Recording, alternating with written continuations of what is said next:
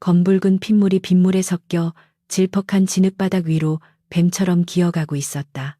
콰르릉 칠흑 같은 밤하늘을 가르는 천둥 소리가 고막을 찢을 듯 울려 퍼지자 번쩍이는 섬광 아래로 창백하게 질린 남자의 얼굴이 순간적으로 드러났다. 최대감댁의 금지옥엽, 장남 최만호였다.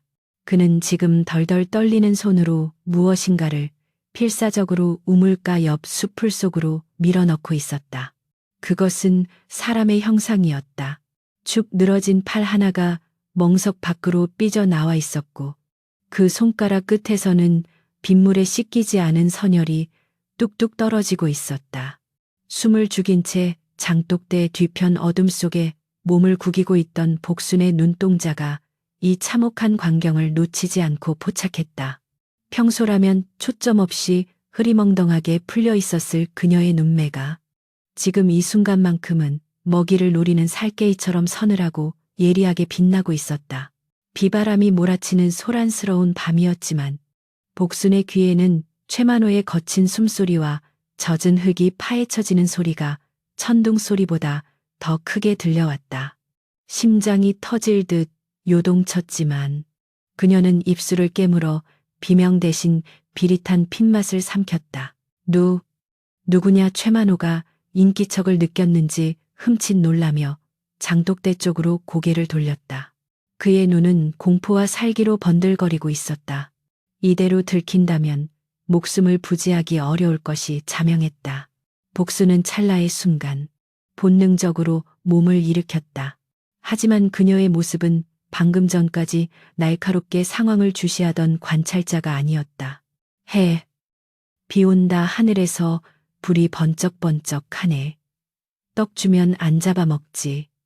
그녀는 진흙탕에 털썩 주저앉아 빗물을 손으로 첨벙거리며 바보처럼 낄낄거리기 시작했다.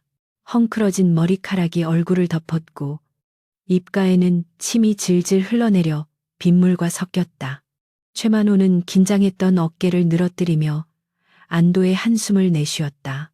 에이, 재수없는 년. 저 천치 녀석이 왜 이 시간에 돌아다니고 지랄이야. 그는 혐오스럽다는 듯 바닥에 침을 뱉고는 다급하게 발길질을 하여 복순을 밀쳐냈다. 꺼지지 못해 복순은 진흙탕에 나뒹굴면서도 계속해서 실성한 사람처럼 웃어댔다. 하지만 진흙에 파묻힌 그녀의 주먹은 손톱이 살을 파고들 정도로 꽉 쥐어져 있었다. 이곳은 한양에서도 세도가로 소문난 최대감의 저택. 구중궁궐, 부럽지 않게 으리으리한 기와 집들이 즐비한 곳이었다. 복수는 이 집안의 가장 밑바닥, 아니 가축보다 못한 취급을 받는 여종이었다. 사람들은 그녀를 팔푼이 혹은 밥통이라 불렀다. 18 꽃다운 나이였으나 그녀는 언제나 콧물을 흘리고 다니며 시키는 일마다 실수를 연발해 매일같이 매질을 당하기 일쑤였다. 그러나 아무도 몰랐다. 그녀의 바보 행세가 실은 살아남기 위한 처절한 가면이라는 것을. 그녀의 진짜 이름은 이서연. 영모 누명을 쓰고 멸문지화 당한 전 사헌부 대사원 이정명 대감의 하나뿐인 딸이었다. 아버지가 참수당하던 날 유모의 기지로 겨우 목숨을 건져 도망친 그녀는 신분을 숨긴 채 이 지옥 같은 최대감 댁으로 숨어들었다. 복수를 위해서가 아니었다. 그저 아버지가 남긴 살아남아라. 살아서 진실을 보라는 유언을 지키기 위함이었다. 하지만 오늘 밤 그녀가 목격한 것은 단순한 범죄가 아니었다. 그것은 이 썩어빠진 집안의 추악한 민낯이자 앞으로 닥쳐올 피바람의 서막이었다. 다음 날 아침 마을 전체가 발칵 뒤집혔다. 우물가에서 물을 샜던 안악내에 찢어지는 비명소리가 새벽의 정적을 깨뜨렸다. 사람 살려 여기 시체가 있다. 사람들이 우르르 몰려들었고 곧이어 관아의 포졸들이 들이닥쳤다. 우물 옆 수풀 속에서 발견된 시체는 마을을 떠돌던 보부상 김씨였다. 그의 머리는 둔기에 맞아 처참하게 함몰되어 있었고 입고 있던 옷은 진흙과 피로 엉망이 되어 있었다. 최대감은 짐짓 놀란 표정을 지으며 대문 밖으로 나왔지만 복수는 보았다. 그의 눈빛이 아들 최만호와 교환하는 은밀한 신호를.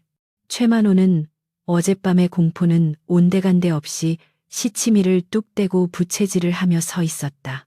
복수는 마당 한 구석에서 빗자루를 들고 멍하니 서 있는 척하며 포졸들의 움직임과 사람들의 반응을 면밀히 관찰했다.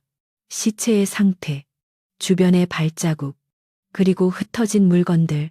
그녀의 머릿속에서는 아버지가 생전에 가르쳐 주었던 무언록 검시 지침서의 내용들이 빠르게 스쳐 지나갔다. 타격점은 정수리 약간 오른쪽, 범인은 오른손잡이, 저항 흔적이 거의 없는 것으로 보아 안면이 있는 자의 소행이거나 기습이다.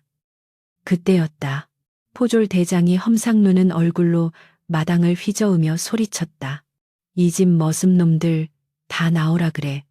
머슴들이 겁에 질린 표정으로 줄지어 섰다. 그 중에는 언제나 복순을 챙겨주던 착한 머슴 칠성이도 있었다. 칠성이는 덩치는 곤만했지만 마음은 비단결 같아서 다른 종들이 복순을 괴롭힐 때면 몰래 주먹밥을 챙겨주거나 힘든 일을 대신해주곤 했다. 포졸들은 머슴들의 방을 샅샅이 뒤지기 시작했다. 잠시 후 칠성이의 방에서 핏자국이 선명하게 묻은 몽둥이 하나가 발견되었다. 이놈 내놈이 감히 돈 몇 푼 탐나서 사람을 죽여. 포졸 대장이 몽둥이를 들이밀며 칠성이의 멱살을 잡았다. 칠성이는 너무나 놀라 눈만 껌뻑거릴 뿐 말문이 막혀버렸다. 아, 아니에요. 저는 모르는 일입니다. 억울합니다. 날이 칠성이가 울부짖으며 바닥에 무릎을 꿇었지만 포졸들은 다짜고짜 그를 포박하기 시작했다. 이런 천하의 몹쓸 놈 같으니라고 내 집에서 살인자가 나오다니. 최대감이 혀를 차며 호통을 쳤다. 당장 저놈을 끌고 가서 죄를 낱낱이 밝혀내라. 마을 사람들은 수군거리며 손가락질을 했다. 역시 겉만 보고는 모른다니까. 칠성이 저놈 순진한 척하더니 사람을 죽였어. 억울함에 몸부림치는 칠성이의 절규가 마당을 가득 메웠지만 그 누구도 그의 말을 믿어주려 하지 않았다. 복순의 가슴 속에서 뜨거운 것이 치밀어 올랐다. 저 몽둥이는 칠성이의 것이 아니었다. 어젯밤 최만호가 들고 있던 것과는 모양새가 달랐다. 분명 누군가 새벽에 몰래 가져다 놓은 것이 틀림없었다. 그녀는 본능적으로 앞으로 나서려 했다. 아니야. 저 몽둥이는 가짜야.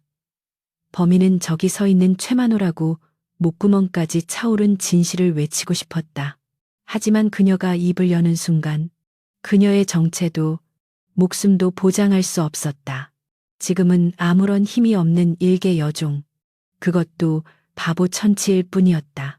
칠성이가 포승줄에 묶여 질질 끌려가는 모습을 보며 복수는 빗자루를 쥔 손을 부들부들 떨었다.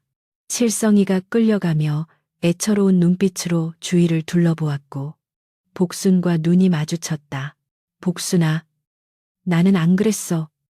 라고 말하는 듯한 그 눈빛이 복순의 심장을 후벼 팠다. 그때 곁에 있던 늙은 행랑어 멈이 복순의 등짝을 세게 내려쳤다. 아이고, 이 화상한 억 놓고 있지 말고 저기 가서 물이나 퍼와 사람 죽어나가는데 구경 났어. 복순은 화들짝 놀라는 시랩을 하며 바닥에 넘어졌다.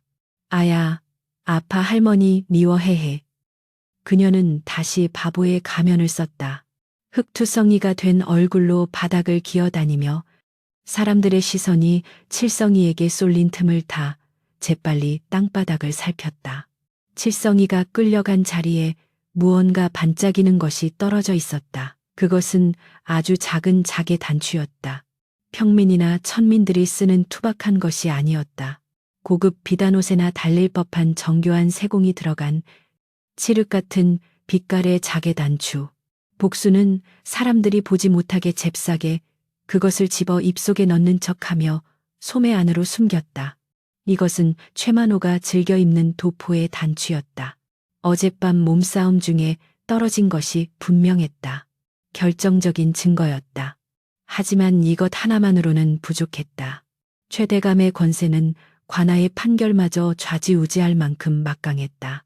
겨우 단추 하나로 아들을 살인자로 몰 수는 없었다. 더 확실한 증거, 빠져나갈 수 없는 덫이 필요했다. 복수는 멍청한 표정으로 침을 질질 흘리며 일어났지만 머릿속은 그 어느 때보다 차갑고 빠르게 회전하고 있었다. 억울하게 죽은 아버지의 모습과 칠성이의 절규가 겹쳐 보였다.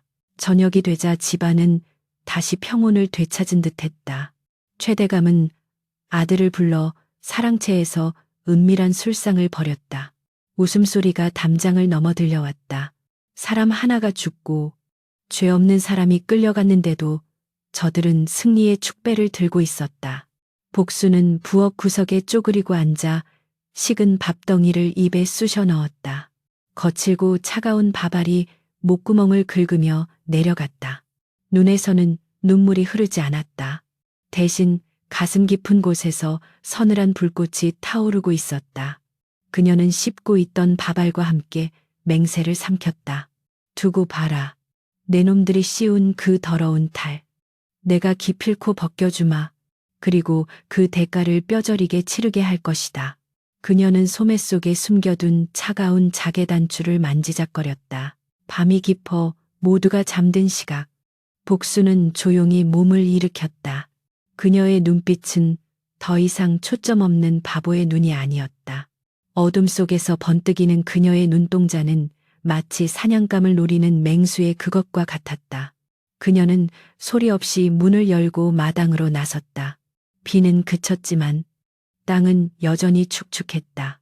그녀는 칠성이가 억울하게 누명을 쓴 현장, 그리고 최만호가 시체를 유기했던 우물가로 발걸음을 옮겼다.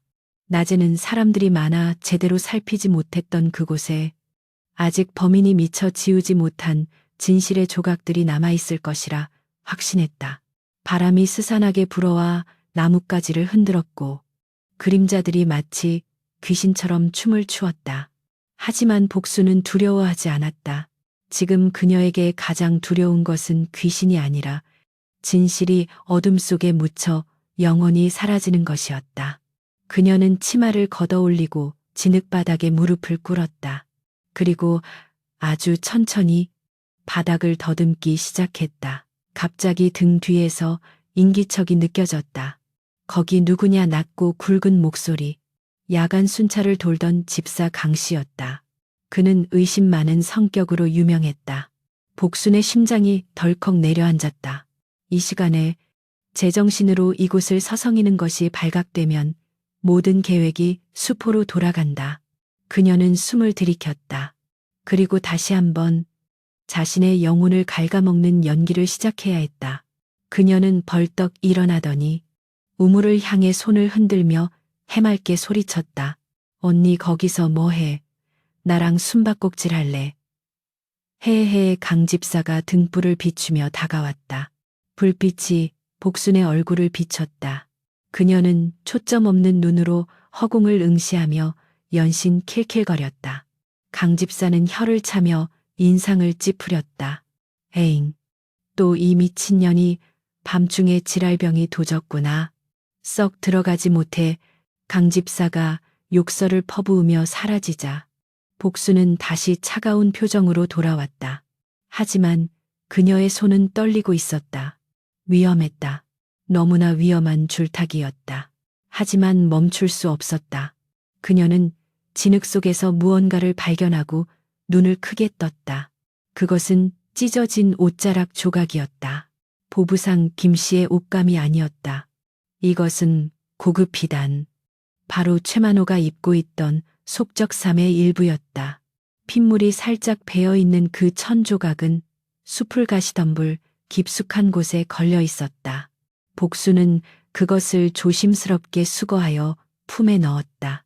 자개 단추와 피 묻은 옷자락. 이제 시작이었다. 복수는 어둠 속에서 최대감의 사랑채를 노려보았다.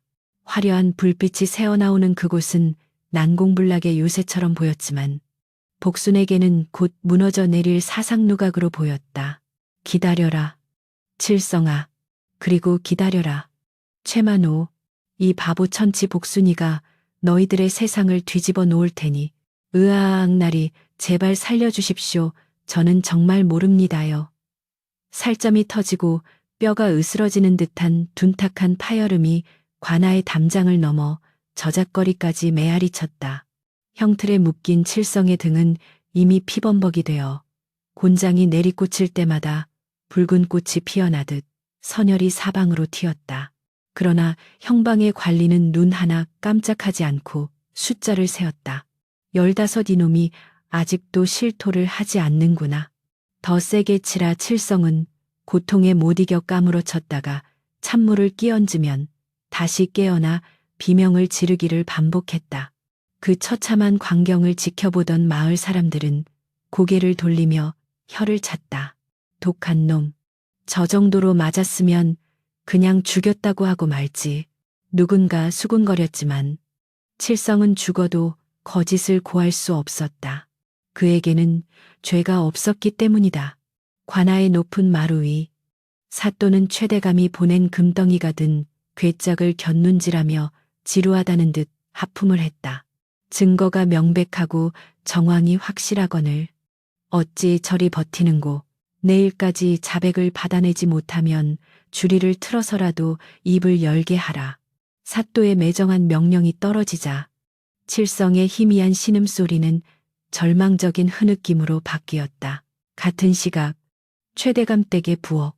복수는 가마솥 아궁이 앞에 쪼그리고 앉아 불을 떼고 있었다. 타닥타닥 타오르는 장작불을 바라보는 그녀의 눈동자에 일렁이는 불꽃이 비쳤다. 겉으로는 멍하니 불을 쬐는 바보처럼 보였지만 그녀의 귀는 밖에서 들려오는 행랑아범들의 이야기에 곤두서 있었다. 관아에 다녀온 놈들 말로는 칠성이가 반쯤 송장이 됐다더라. 오늘 밤을 넘기기 힘들 거라던데.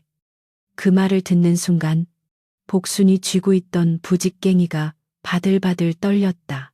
칠성이의 고통이 자신의 살갗을 파고드는 것처럼 생생하게 느껴졌다. 하지만 지금 당장 달려가 그를 구할 수는 없었다. 섣불리 움직였다가는 칠성이뿐만 아니라 자신, 그리고 밝혀내야 할 진실까지 모두 묻혀버릴 것이었다. 복수는 치마폭 안에서 주먹을 꽉 쥐었다. 손톱이 살을 파고들어 피가 맺혔지만 그 통증이 오히려 흐트러지려는 이성을 붙잡아 주었다. 조금만 버텨라. 칠성아, 내 반드시 이 지옥불 속에서 너를 꺼내주마. 밤이 깊어 삼경밤 11시 1시를 알리는 북소리가 멀리서 들려왔다. 최대감 댁의 등불이 하나둘 꺼지고 고요한 어둠이 저택을 감쌌다. 복수는 이불을 걷어차고 일어났다. 그녀의 움직임은 낮에 둔하고 짙은 동작과는 판이하게 달랐다. 발소리를 죽인 채 방문을 연 그녀는 검은 무명천으로 얼굴을 가리고 마치 고양이처럼 날렵하게 담장을 넘었다. 그녀의 목적지는 최만호의 처소인 사랑채 별당이었다. 낮에는 감히 얼씬도 할 수 없는 금역이었지만 밤의 장막은 그녀에게 가장 완벽한 위장이 되어주었다.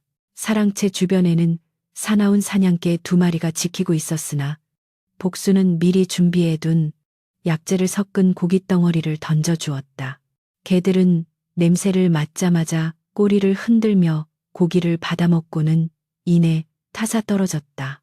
아버지 이정명 대감이 가르쳐준 약초하기 빛을 발하는 순간이었다. 복수는 창호지 문에 구멍을 뚫고 안을 살폈다. 최만호는 술에 취해 코를 골며 자고 있었다.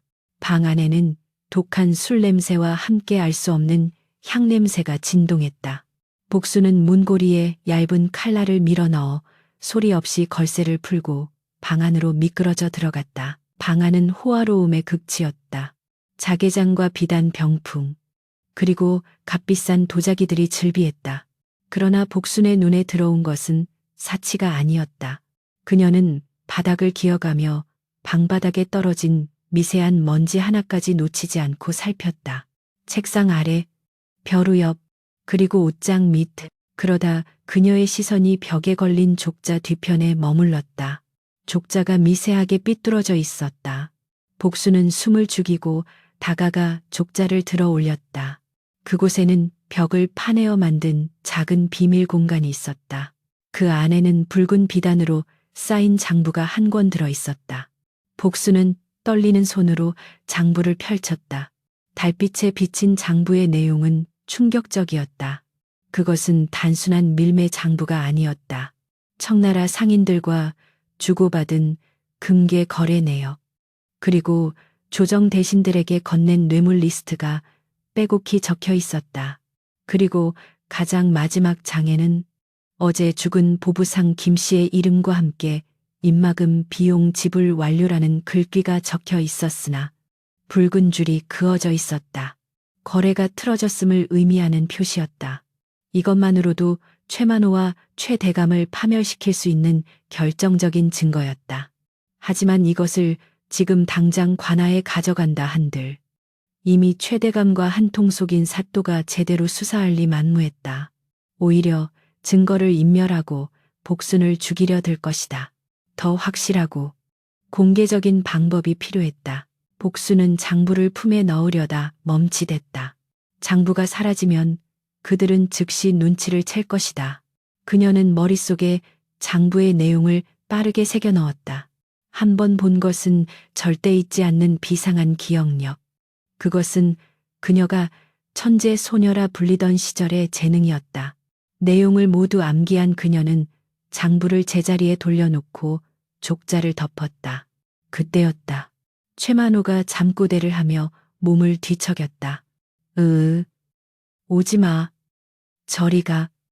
식은땀을 흘리며 허공을 휘젓는 그의 손등에는 복순이 예상했던 대로 길게 긁힌 상처가 나 있었다. 김 씨가 죽기 직전 저항하며 남긴 흔적이 분명했다.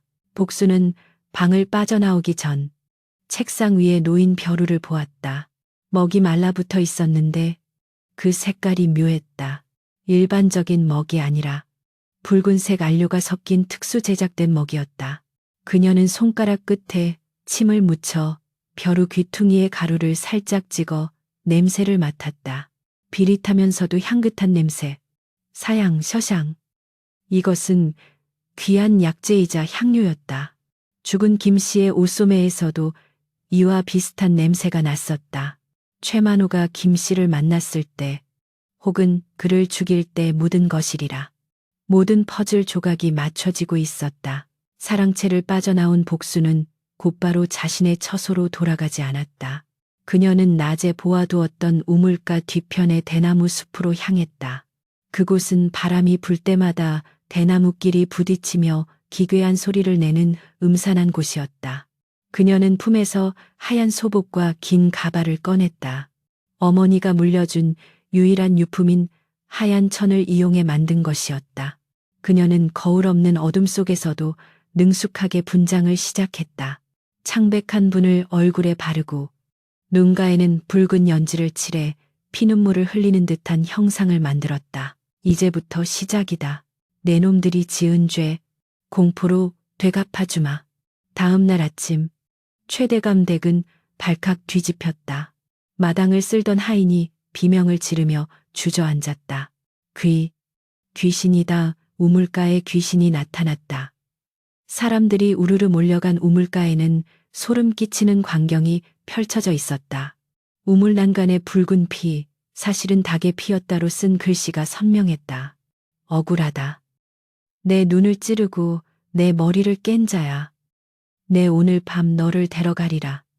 글씨체는 마치 원안에 사무친 듯 흘려 써져 있었고 그 옆에는 최만호가 잃어버렸던 부채가 피범벅이 된 채 놓여 있었다. 최만호는 그 광경을 보자마자 사색이 되어 뒷걸음질 쳤다. 이게 무슨, 누구냐? 누가 이런 장난을 친 거야? 그가 고래고래 소리를 질렀지만 그의 목소리는 두려움에 떨고 있었다. 하인들은 웅성거렸다. 어제 죽은 김 씨의 원혼이 분명해. 아이고, 무서워라. 이 집에 살인자가 있다는 게 사실인가 봐. 소문은 삽시간에 퍼져나갔고 최대감의 얼굴은 흑빛으로 변했다. 그는 급히 무당을 부르라고 호통을 쳤지만 이미 공포는 집안 전체를 잠식하고 있었다. 복수는 마당 구석에서 빗자루를 들고 이 광경을 지켜보고 있었다. 그녀는 짐짓 무서워 죽겠다는 듯 벌벌 떨며 옆에 있던 행랑어 멈의 치마폭을 붙잡았다. 할매, 귀신이래. 무서워. 귀신이 잡아가면 어떡해. 헤헤헤. 그녀는 눈을 굴리며 멍청한 웃음을 흘렸지만 속으로는 냉소하고 있었다. 사람들의 공포심이야말로 그녀가 가진 가장 강력한 무기였다. 이성적인 판단을 마비시키고 죄인들 스스로 제발 저리게 만드는 심리전. 그때 최만호가 미친 듯이 마당을 뛰어다니며 소리쳤다. 저 빗자루. 전현이 들고 있는 빗자루를 당장 빼서 전현이 밤에 돌아다니는 걸 내가 봤어. 최만호는 이성을 잃고 닥치는 대로 의심하고 있었다. 그는 복순에게 달려들어 발길질을 했다. 내년이지 네가 밤에 구판을 벌인 거지. 복순은 억울하게 얻어맞으며 바닥을 굴렀다. 아, 도련님 왜 그러세요? 저는 그냥 잠만 잤는데 아파요. 그녀는 과장되게 비명을 지르며 진흙탕을 굴렀다. 그러나 그녀의 눈은 최만호의 옷자락을 놓치지 않았다. 그가 몸을 숙여 복순을 때릴 때 복순은 슬쩍 손을 뻗어 그의 허리춤에 매달린 놀이개를 건드렸다. 톡! 끈이 풀리며 놀이개가 바닥으로 떨어졌다. 최만호는 분을 이기지 못하고 씩씩거리며 사라졌고 사람들은 복순을 동정하며 혀를 찼다. 가넨아뇨. 미친 도련님 때문에 M1 팔푼이만 잡네. 사람들이 흩어지자 복순은 흑투성이가 된 몸을 일으켰다. 그녀의 손안에는 최만호의 놀이개가 들려 있었다. 하지만 이것은 단순한 놀이개가 아니었다. 놀이개 끝에 달린 장식은 속이 비어있는 은관이었는데 그 안에는 가루약이 들어 있었다. 냄새를 맡아보니 아까 벼루에서 맡았던 그 사약 냄새와 독성이 강한 비소피수의 냄새가 미미하게 섞여 있었다. 김 씨를 죽이기 전 그에게 먹였을 독약의 흔적일 가능성이 컸다. 복수는 놀이개를 깊숙이 숨기며 차가운 미소를 지었다. 이제 물증은 거의 다 모였다. 장부의 내용, 사양이 섞인 벼루, 그리고 비소가 든 놀이개. 하지만 아직 부족했다. 최대감을 완전히 무너뜨리려면 그가 빠져나갈 구멍을 모두 막아야 했다. 그러기 위해서는 죽은 자의 입을 빌려야 했다. 그날 밤 최만호는 악몽에 시달리다 비명을 지르며 깨어났다. 방문 밖에서 스산한 바람 소리와 함께 여자의 울음소리가 들려왔기 때문이다. 흐흐, 내 돈 내놔. 내 목숨 돌려줘. 최만호는 식은 땀을 흘리며 문을 열었다. 아무도 없었다. 하지만 밤마루 위에는 젖은 발자국이 방 안으로 이어져 있었다. 그리고 발자국은 정확히 그가 숨겨둔 비밀 금고 앞에서 멈춰 있었다. 최만호는 공포에 질려 주저앉았다. 살려줘. 내가 죽인 게 아니야. 아버지가 시킨 거야. 어둠 속 천장 위 대들보에 매달려 있던 복수는 이 모든 것을 듣고 있었다. 그녀의 입가에 서늘한 미소가 번졌다. 놈이 스스로 자백을 시작했다. 이제 이 공포극의 막을 올릴 때가 되었다. 그녀는 품에서 준비해둔 붉은 헝겊을 꺼내어 바닥으로 떨어뜨렸다. 툭! 피에 젖은 듯한 헝겊이 최만호의 무릎 위에 떨어지자 그는 거품을 물고 기절해버렸다. 복수는 소리 없이 대들보를 타고 내려와 기절한 최만호 곁으로 다가갔다. 그리고 붓을 들어 그의 이마에 붉은 글씨를 썼다. 죄인 죄일은 다음 날 아침. 사람들이 이 글자를 보게 된다면, 그리고 기절한 그가 깨어나 헛소리를 짓거리게 된다면 최대감조차도 아들을 감싸기 힘들 것이다. 복수는 어둠 속으로 사라지며 다짐했다. 내일 칠성이가 처형당하기로 한 날, 그날이 바로 내 놈들의 제삿날이 될 것이다. 그러나 복순이 미처 눈치채지 못한 것이 있었다. 어둠 속에서 번뜩이는 또 다른 눈동자가 그녀를 지켜보고 있었다는 것을. 최대감의 집사 강 씨였다. 그는 어젯밤부터 복순의 기이한 행동을 의심하고 뒤를 밟고 있었던 것이다. 강 씨는 복순이 사라진 방향을 노려보며 품에서 날카로운 비수를 꺼내 들었다. 역시 단순한 바보가 아니었어. 쥐새끼가 한 마리 숨어 있었군. 으아아기. 이게 뭐야. 안 지워져. 물 더 가져와. 날카로운 비명소리가 새벽의 정적을 찢어밟기며 최대감 댁의 아침을 깨웠다. 사랑채 별당문이 벌컥 열리고 속옷 바람에 최만호가 뛰쳐나왔다. 그의 꼴은 가이가관이었다. 이마 한가운데 시뻘건 먹물로 선명하게 쓰인 죄인죄른이라는 두 글자가 아침 햇살을 받아 기괴하게 번들거리고 있었다. 하인들이 대야에 물을 떠와 수건으로 박박 문질렀으나 글자는 마치 살가죽에 문신을 새긴 듯 조금도 지워지지 않았다. 뗏나무 진액을 섞어 만든 특제 먹물이었다. 피부에 스며들면 살점이 떨어져 나갈 때까지 지워지지 않는다는 과거 형벌 도구로 쓰이던 독한 먹물이었다. 최만호는 거울 속에 비친 자신의 모습을 보고 공포에 질려 뒷걸음질 쳤다. 귀신이야. 김씨 귀신이 씨였어. 내가 죽인 게 아니라고 했잖아. 그가 마당 한복판에서 미친 사람처럼 허공에 대고 손을 휘젓자 지켜보던 하인들은 수군거리며 고개를 숙였다. 밤새 들려온 여인의 울음소리와 도련님의 이마에 새겨진 저주. 이것은 분명 하늘이 내린 벌이자 원귀의 소행이 틀림없었다. 이 멍청한 놈 입 닥치지 못해 소란을 듣고 달려온 최대감이 아들의 뺨을 후려갈겼다. 짝하는 소리와 함께 최만호가 바닥에 나뒹굴었다. 최대감의 얼굴은 분노로 벌개져 있었지만 그 눈동자 깊은 곳에는 감출 수 없는 불안감이 일렁이고 있었다. 그는 주위를 둘러보며 서슬퍼런 호통을 쳤다. 어느 놈이냐 감히 내 집에 들어와 이런 흉측한 장난질을 친 놈이 누구냔 말이다. 당장 집안을 샅샅이 뒤져 수상한 놈을 잡아내라. 하인들이 겁에 질려 흩어졌고 최대감은 씩씩거리며 아들을 방 안으로 끌고 들어갔다. 문이 닫히는 순간 최대감의 떨리는 목소리가 새어나왔다. 만호야, 정신 차려라.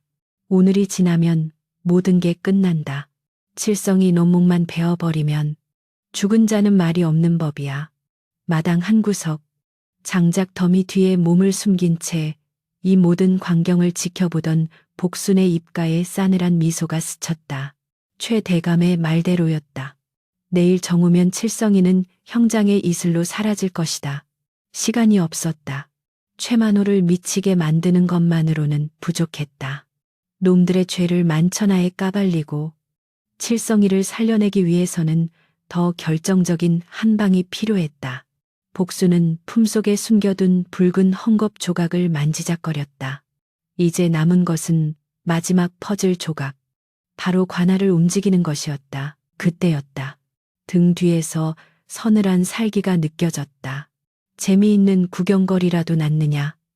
낮게 깔린 쇠를 긁는 듯한 목소리. 복순의 심장이 덜컥 내려앉았다. 천천히 고개를 돌리자 집사 강 씨가 바로 코앞에 서 있었다. 그의 눈은 먹이를 노리는 독사처럼 가늘게 찢어져 있었고 손에는 날카로운 낫이 들려 있었다. 평소의 무뚝뚝한 표정이 아닌 섬뜩한 사례가 가득한 얼굴이었다. 복수는 본능적으로 위험을 감지했다. 도망칠 곳은 없었다.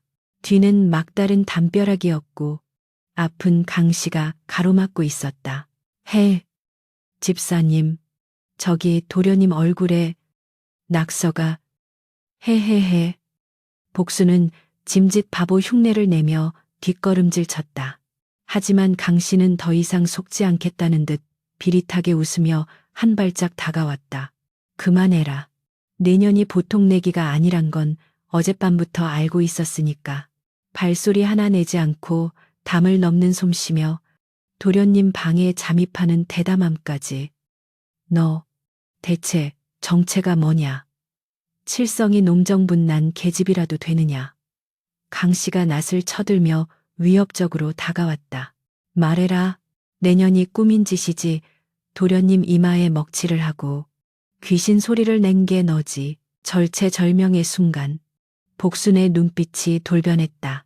초점 없이 풀려있던 눈동자가 순식간에 차갑게 가라앉았고 굽어있던 허리가 꼿꼿하게 펴졌다.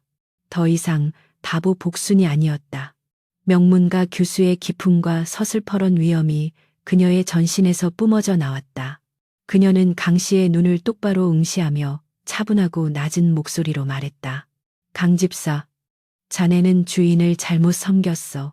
살인자의 개가 되어 평생 꼬리만 흔들다 죽을 텐가. 강 씨는 흠칫 놀라 멈칫했다. 눈앞에 있는 여종에게서 느껴지는 기세가 최대감의 그것보다 훨씬 더 압도적이었기 때문이다. 그 찰나의 빈틈을 복수는 놓치지 않았다. 그녀는 소매 속에 숨겨두었던 잿가루를 강 씨의 얼굴을 향해 뿌렸다. 으악, 내 눈. 강 씨가 비명을 지르며 눈을 감싸 쥐는 사이 복수는 날렵하게 그의 다리 사이를 빠져나갔다. 하지만 강 씨는 맹수처럼 낫을 휘둘렀고 날카로운 낱날이 복순의 어깨를 스치고 지나갔다. 옷감이 찢어지며 붉은 선혈이 배어나왔다. 고통이 밀려왔지만 멈출 수 없었다. 복수는 이를 악물고 장독대를 밟고 담장 위로 뛰어올랐다. 거기 서라, 전현, 잡아라, 전현이 범인이다. 강 씨의 고함 소리에 집안의 머슴들이 우르르 몰려왔다. 복수는 담장을 넘어 숲으로 달렸다. 숨이 턱끝까지 차오르고 상처에서는 피가 흘러내렸다. 하지만 그녀의 머릿속은 그 어느 때보다 맑았다. 이제 전면전이었다. 그녀의 정체가 발각된 이상 더 이상의 숨바꼭질은 의미가 없었다. 그녀는 숲속 낡은 성황당으로 몸을 숨겼다. 그곳에는 그녀가 미리 준비해둔 물건들이 있었다. 밤이 되기를 기다리는 시간은 연겁과도 같았다. 복수는 찢어진 어깨를 천으로 동여매며 고통을 참아냈다. 그녀는 성황당 구석에 놓인 낡은 붓과 종이를 꺼냈다. 그리고 떨리는 손을 진정시키며 글을 써내려갔다. 그것은 관아의 사또가 아닌 한양에서 암행 감찰을 나온 것으로 소문난 어사 유씨에게 보내는 투서였다. 어둠이 짙을수록 작은 불빛은 더 밝게 빛나는 법. 억울한 피가 땅을 적시고 탐욕스러운 짐승이 사람의 탈을 쓰고 활보하니 어사께서는 부디 이 썩은 내 진동하는 고울을 굽어 살피소서. 그녀의 문장은 유려했고 필체는 힘이 있었다. 단순한 고발장이 아닌 사건의 전말과 증거가 어디에 있는지를 암시하는 수수께끼 같은 글이었다. 그녀는 이 편지를 마을 어귀 장승 밑에 숨겨두고 다시 최대감 댁으로 향했다. 호랑이 굴로 다시 들어가야만 했다.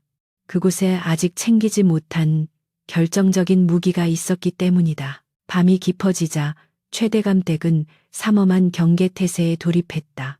횃불을 든 머슴들이 집안 곳곳을 지키고 있었다.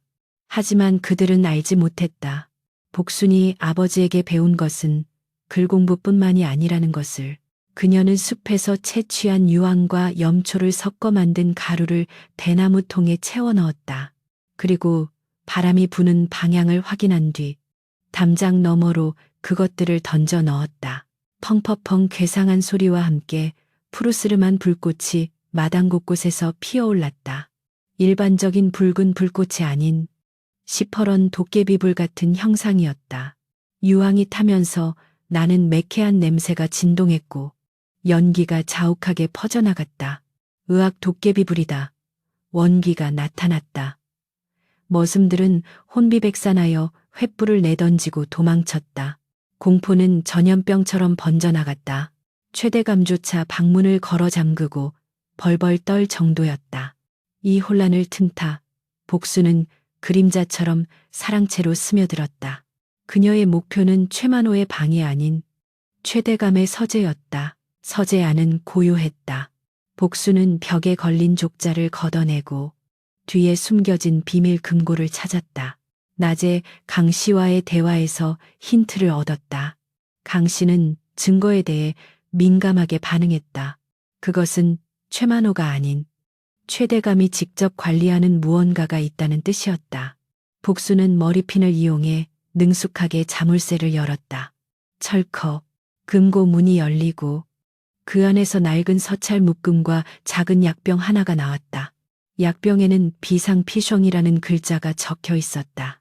그리고 서찰들은 놀랍게도 관아의 사또와 주고받은 뇌물 장부와 청탁 편지들이었다.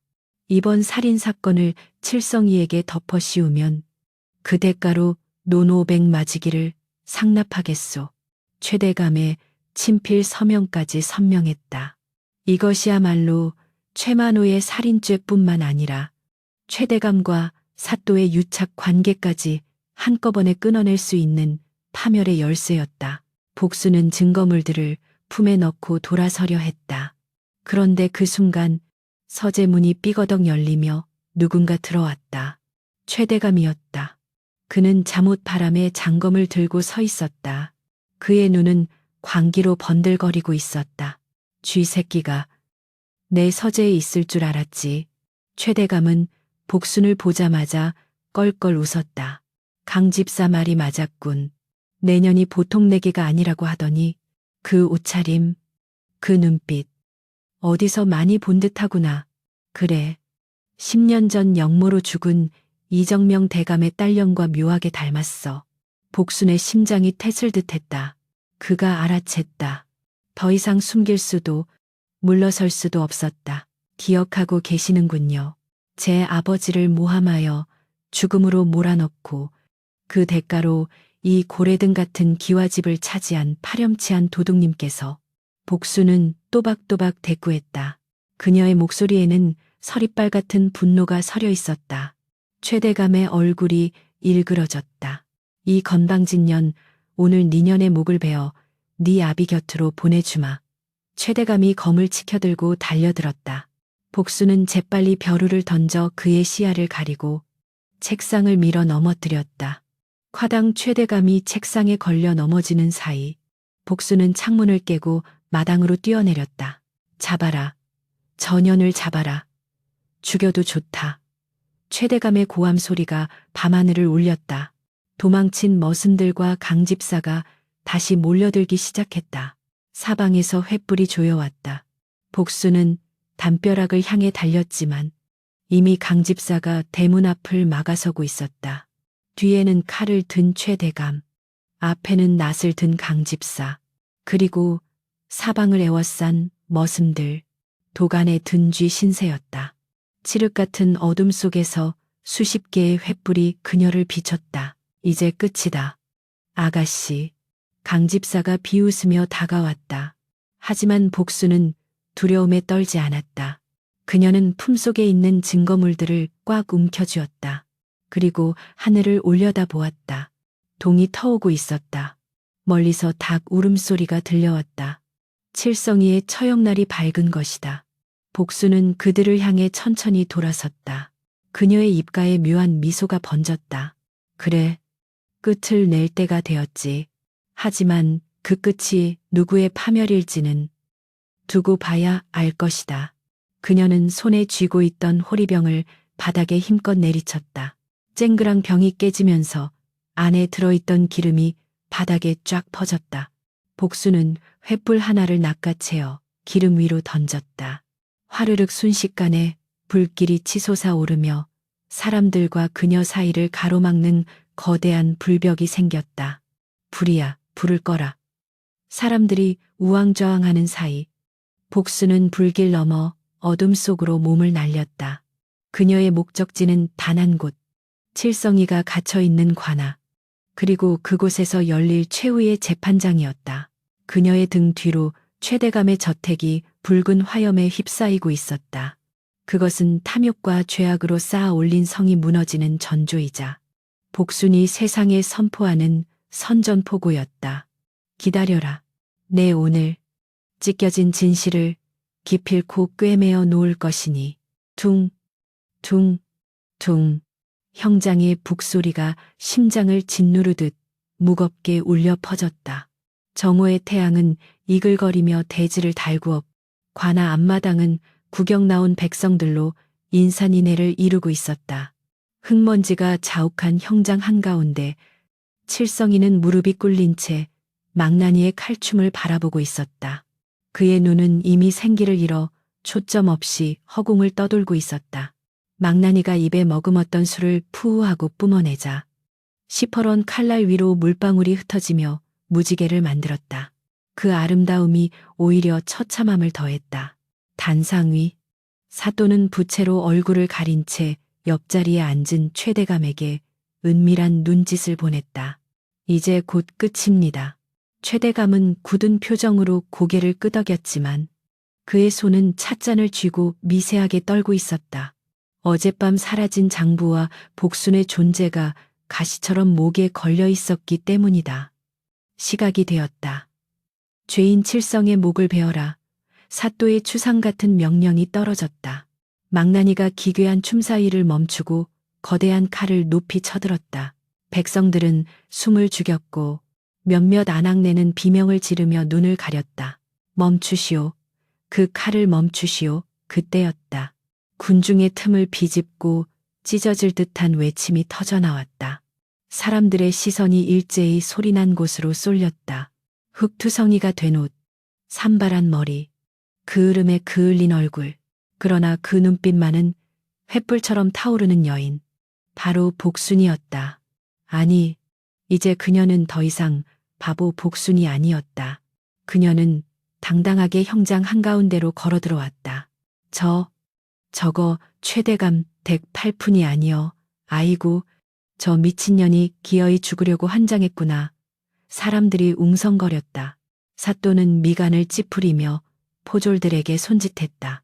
무엇들 하느냐 신성한 형장에 광녀가 난입했건을 당장 끌어내지 않고 포졸들이 창을 겨누며 달려들자 복수는 품에서 두루마리 하나를 꺼내 높이 쳐들었다. 감히 누구 몸에 손을 대느냐. 내 손에 들린 이것은 이 고을에 썩어 빠진 치부를 드러낼 증좌이다. 그녀의 목소리는 쩌렁쩌렁하게 울려 퍼졌다.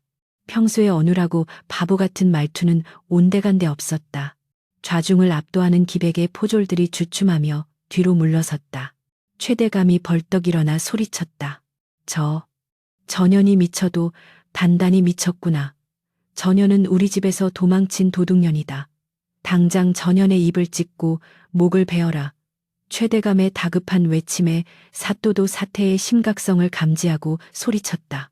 어서 저년을 베어라. 어명이다. 망나니가 칠성이 대신 복순을 향해 칼을 휘두르려던 찰나 복순은 전혀 위축되지 않고 또박또박 말을 이어갔다. 하늘이 보고 땅이 듣고 있다. 여기 있는 죄인 칠성이는 무고하다. 진범은 저기 앉아있는 최대감의 아들 최만호요. 그 뒤를 봐준 것은 바로 이 고을의 사또. 내 놈이다. 군중이 술렁이기 시작했다. 뭐라고 사또 나리가 최만호 도련님이 범인이라고 혼란이 가중되자 복수는 품속에서 최대감의 비밀 장부와 사또가 보낸 뇌물 청탁, 서찰을 꺼내어 바닥에 패대기 쳤다. 여기 증거가 있다. 사또가 최대감에게 받은 논 500마지기의 문서, 그리고 죽은 김 씨의 입을 막으려 했던 거래 내역이 여기 낱낱이 적혀 있다. 백성의 고혈을 빨아먹고 죄 없는 자에게 누명을 씌운 내 놈들이야말로 진짜 죄인이 아니고 무엇이냐. 사또의 얼굴이 백지장처럼 하얗게 질렸다. 최대감은 사색이 되어 부들부들 떨었다. 천한 것이 어디서 위조된 문서를 가지고 와서. 사또는 이성을 잃고 발악했다. 전현을 죽여라. 당장 죽여 활을 쏴라. 전현에게 화살을 퍼부어라. 포졸들이 활 시위를 당겼다. 절체절명의 순간이었다. 복수는 눈을 감지 않았다. 그녀는 꼿꼿이 서서 사또를 노려보았다. 죽음이 코앞에 닥쳤으나 그녀의 표정에는 비장함마저 감돌았다. 그때 군중 속에서 누군가 삿갓을 벗어던지며 우렁차게 외쳤다. 암행어사 출두야. 천둥 같은 고함 소리와 함께 낡은 갓을 쓴 선비들과 거지 행색을 했던 자들이 품에서 육모 방망이를 꺼내들고 관하로 들이닥쳤다. 암행어사 출두야. 역적 도당들을 모조리 포박하라. 징소리와 북소리가 요란하게 울려 퍼졌다. 형장은 순식간에 아수라장이 되었다. 어사사또는 다리에 힘이 풀려 주저앉았다. 최대감은 도망치려 했으나 이미 건장한 역졸들이 그를 에워쌌다. 형장 주변에 매복해 있던 관군들이 물밀듯이 밀려들어와 부패한 포졸들을 제압했다. 군중이 양옆으로 갈라지며 늠름한 풍채의 암행어사가 마패를 높이 들고 단상으로 걸어 올라왔다. 햇빛을 받아 번쩍이는 마패의 말 5마리가 사또와 최대감의 눈을 찔렀다. 네 이놈들 관직을 이용해 사리사욕을 채우고 무고한 백성을 죽음으로 내몰려 하다니 내 놈들의 죄는 능지처참을 당해도 부족하다. 어사의 호통에 사또는 바닥에 머리를 토시며 살려달라고 빌었다. 최대감은 억울하다며 고래고래 소리를 질렀다. 어사나리 모함입니다. 저 미친 여종년의 헛소리입니다. 증거라니요. 다 조작된 것입니다. 어사는 차가운 눈으로 최대감을 내려다보다가 복순에게 시선을 돌렸다. 여봐라. 이 여인이 가져온 증자를 가져오라. 역졸이 복순이 던진 장부와 서찰을 주워 올렸다. 어사는 내용을 훑어보고는 고개를 끄덕였다. 명백하구나. 게다가 어사는 손짓했다. 그러자 역졸들이 질질 끌고 나오는 자가 있었다. 바로 최만호였다. 그의 이마에는 여전히 죄인 죄른이라는 붉은 낙인이 선명했고 그는 공포에 질려 횡설수설하고 있었다. 귀신이야. 잘못했어요. 아버지가 시켰어요. 그 꼴을 본 백성들은 경악을 금치 못했다. 자, 이것으로도 부족하냐? 어사가 묻자. 최대감은 입을 다물지 못했다. 하지만 그는 마지막 발악을 했다. 저녀는 천한 노비입니다. 노비의 증언은 법적 효력이 없습니다. 게다가 저녀는 역적의 딸이라는 소문도 있습니다. 최대감은 복순의 정체를 걸고 넘어지려 했다. 군중의 시선이 다시 복순에게 쏠렸다. 역적의 딸 수군거림이 커져갔다. 복순은 천천히 단상 앞으로 걸어나갔다. 그리고 헝클어진 머리를 쓸어 넘기고 얼굴에 묻은 흙을 소매로 닦아냈다. 드러난 그녀의 얼굴은 더 이상 바보의 얼굴이 아니었다. 고귀하고 기품 있는 숨길 수 없는 귀티가 흘렀다. 그녀는 품속 깊은 곳에서 낡은 호패 하나와 옥으로 만든 놀이개를 꺼냈다. 그렇다. 나는 노비 복순이 아니다. 나는 10년 전 간신들의 모함으로 억울하게 돌아가신 전 사헌부 대사헌 충정공 이정명 대감의 여식 이서연이다. 장내가 찬물을 끼얹은 듯 조용해졌다. 이정명 대감. 청백리로 이름 높았으나 영모 누명을 쓰고 멸문지화 당했던 그 이름. 어사조차 놀란 눈으로 그녀를 바라보았다. 서연은 떨리는 손으로 놀이개를 들어보였다. 이것은 아버님께서 물려주신 유품이자 우리 가문의 결백을 증명하는 신표다. 최대감, 내 놈이 10년 전 내 아버지를 모함하여 조정에 바친 위조문서. 그 대가로 이 고을의 토지를 하사받은 사실을 내가 모를 줄 알았느냐. 서연의 눈에서 뜨거운 눈물이 흘러내렸지만 목소리는 흔들리지 않았다. 나는 살아남았다. 짐승보다 못한 취급을 받으며 흙바닥을 기면서도 나는 살아야 했다. 바로 오늘 내 놈들의 죄악을 심판하기 위해서 어사가 단상에서 내려와 서연 앞에 섰다. 그는 서연의 손에 들린 놀이개를 확인하고는 깊은 한숨과 함께 고개를 숙였다. 이정명 대감의 여식이 살아있었다니. 네, 늦게 도착하여 그대를 고생시켰소. 어사는 서연에게 정중하게 예를 표했다. 그리고 다시 서슬퍼런 눈으로 최 대감과 사또를 노려보았다. 들었느냐? 너희는 단순히 살인죄만 저지른 것이 아니다. 충신을 모함하고 국정을 어지럽힌 대역죄까지 더해졌다. 여봐라. 이놈들을 당장 형틀에 묶고 한양으로 압송할 채비를 하라. 아이고, 날이 잘못했습니다. 한 번만 살려주십시오. 사또와 최대감, 그리고 최만호가 줄줄이 굴비 엮이듯 포승줄에 묶였다. 최만호는 오줌을 지리며 기절했고 최대감은 넋이 나간 듯 허공만 응시했다. 군중들은 환호성을 질렀다. 와, 암행어사만 세복순이. 아니 서연아 씨, 만세 10년 묵은 체증이 내려가는 듯한 통쾌함에 백성들은 덩실덩실 춤을 추었다. 서연은 환호하는 군중을 뒤로하고 형틀에서 풀려난 칠성이에게 다가갔다. 칠성이는 피투성이가 된 채 멍하니 서연을 올려다보고 있었다. 그에게는 눈앞에 고귀한 여인이 자신이 알던 콧물 흘리던 바보 복순이라는 사실이 믿기지 않았다. 아, 아가씨. 칠성이가 갈라진 목소리로 불렀다. 서연은 무릎을 꿇고 칠성이의 상처투성이 손을 잡았다. 그녀의 따뜻한 손길에 칠성이의 눈에서 굵은 눈물이 뚝뚝 떨어졌다. 미안해. 칠성아, 나 때문에. 너무 고생 많았지. 서연이 부드럽게 미소 지었다. 그 미소는 예전의 바보 같은 웃음이 아닌 봄햇살처럼 따뜻하고 다정한 미소였다. 칠성이는 엉엉 소리내어 울음을 터뜨렸다. 억울함과 고통, 그리고 안도감이 뒤섞인 울음이었다. 형장 가득 메운 환호성과 통곡 소리. 그 소용돌이 속에서 서연은 하늘을 올려다보았다. 구름 사이로 내리쬐는 햇살이 그녀의 얼굴을 비췄다. 아버지의 목소리가 들리는 듯했다. 장하다. 내 딸 서연아. 이제 긴 어둠의 터널이 끝나가고 있었다. 하지만 이것은 끝이 아니라 새로운 시작이었다. 서연은 잡고 있던 칠성이의 손에 힘을 주며 폐허가 된 최대감의 저택 쪽을 바라보았다. 무너진 그곳에서 그녀는 이제 자신의 잃어버린 이름을 그리고 빼앗긴 인생을 되찾아야 했다. 봄바람이 살랑이며 얼어붙었던 대지를 녹이자 피비린내 나던 마을에도 다시금 평온이 찾아왔다. 최대감의 저택이 불타 없어지고 악인들이 끌려간 자리에 이제는 이름 모를 들꽃들이 피어나 그 흉터를 덮어주고 있었다. 마을 어귀 정자나무 아래에는 옹기종기 모여 앉은 아낙네들의 웃음소리가 끊이지 않았다.